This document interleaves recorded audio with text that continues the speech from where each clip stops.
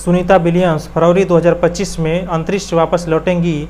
NASA ने कहा कि स्पेसएक्स के ड्रैगन स्पेसक्राफ्ट से इनकी होगी वापसी।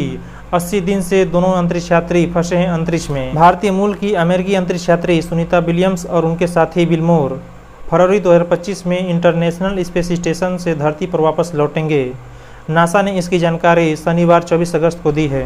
आखिरकार नासा ने मान ही लिया कि इंटरनेशनल स्पेस स्टेशन में फंसे दोनों अंतरिक्ष यात्रियों की बोइंग के नए स्टारलाइनर से वापसी कराना कितना खतरनाक हो सकता है, जबकि दोनों अंतरिक्ष यात्री इसी स्पेसक्राफ्ट से इंटरनेशनल स्पेस स्टेशन गए थे।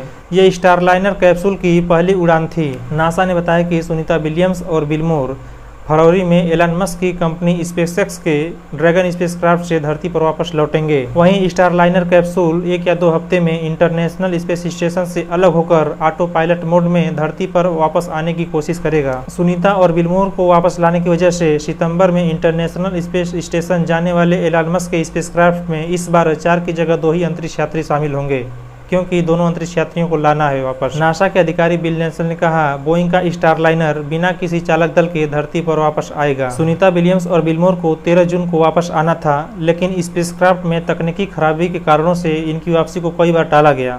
इसीलिए 8 दिन का मिशन 8 महीने में तब्दील हो गया। अब फरवरी 2025 में इनकी वापसी की पूरी संभावना है। सुनीता विलियम्स और बुश विल्मोर नासा और बोइंग के joint crew flight test mission पर गए थे। इसमें सुनीता विलियम स्पेसक्राफ्ट की पायलट थी, जबकि बुश विल्मोर इस मिशन के कमांडर थे। दोनों अंतरिक्ष यात्रियों को इंटरनेशनल स्पेस स्टेशन पर 8 दिन रुकने के बाद धरती पर वापस आना था, लेकिन हीलियम लीकेज व थ्रस्टर में तकनीकी खराबी की वजह से यह मिशन 8 दिन से 8 महीने चला गया और बार बार इन दोनों की वापसी को टाला गया। इस मिशन का मुख्य उद्देश्य स्पेसक्राफ्ट के अंतरिक्ष यात्रियों को इंटरनेशनल स्पेस स्टेशन तक ले जाना था और सकुशल धरती पर वापस लाने की क्षमता को साबित करना था। अर्थात स्पेस स्टेशन तक जाना और उसको धरती पर वापस लाने की क्षमता साबित करना इसका मुख्य उद्देश्य था मिशन का। फिलहाल इन दोनों अंतरिक्ष यात्रियों की वापसी एलन मस्क की कंपनी स्पेसएक्स के जरिए ही होगी।